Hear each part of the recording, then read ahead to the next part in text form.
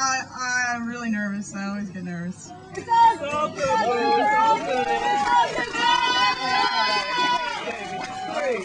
But I'm really happy to have a girlfriend.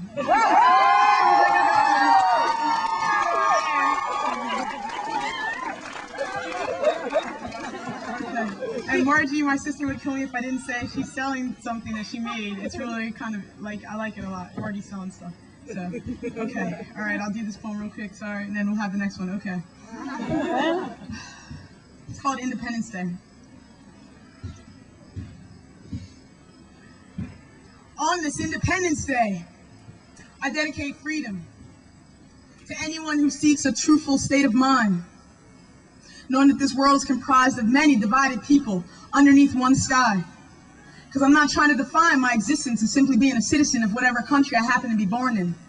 I'm not trying to imply a limitation that would disregard that I'm part of a human nation, a reservation that cannot be annexed by a manifestation of a destiny, a plantation that is not tinged with imperial racism, because this land is your land, and this land is my land. It was planted by the heavens, the celestial blessings who gave forth so that their people could prosper, not profit, not conquer, not rape for the sake of proving that we could do so, when everywhere holds a trace of the human fingerprint in a world explored so deplorably it's got me wondering where the humanity is, where the sanity is, because these days have never felt so crazy as when I turn on the TV to see how far the madness is carried, and it scares me to know the direction that our world leaders would take us in, steering us blindly in the name of protection. But I question the intentions of every countryman who claims to represent me, because they're not trying to defend me, they're just trying to find new ways to steal my money. See, they realize I'm the backbone of their economy, and they may need me, but they don't want to hear me. That's the new world system of democracy. And while it's a lot for me to understand, I'm still trying to find my faith within this American landscape. And I'm grateful for the freedom and the liberty, but it's not okay to forget the mistakes of our world history. Knowing the first Department of Homeland Security was formed in Nazi Germany. We have to learn to see the wolves in shepherd's clothing. And just because they feed us don't mean they won't eat us. If they can deceive us long enough, they can keep the resistance down. Knowing full well the master's tools will never be used to dismantle the master's house. Because I seriously doubt that there is any axis of evil when the blood of our hearts all beats the same. Because I am American, I am Iranian, I am Palestinian, I am Korean, I am Iraqi, attacking countries small and poor, those who really needs the regime change. The lies are the same, spoon from every greedy dynasty the power hungry have made, because 100 years back, the foremost commodity used to be slaves, and now we just steal oil and participate in unequal trade, when the worst case scenario of free exchange might be that that CEO doesn't get that free trip to Borneo. And now we know what motivates the dishonest preying upon us so they can make another dollar. Now where's the honor in that? Because way back our presidents were our war heroes who fought with their heads and not with their egos. They fought so that we wouldn't have to, without preemptive assumptions about weapons of mass destruction. Now that we can't blame the Russians.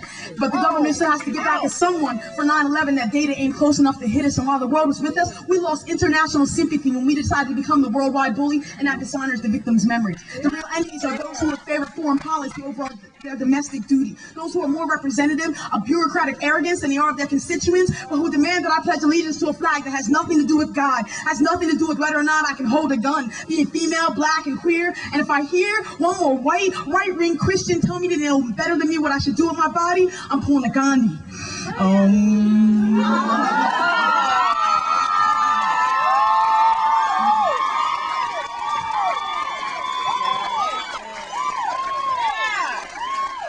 Because that's between God and me.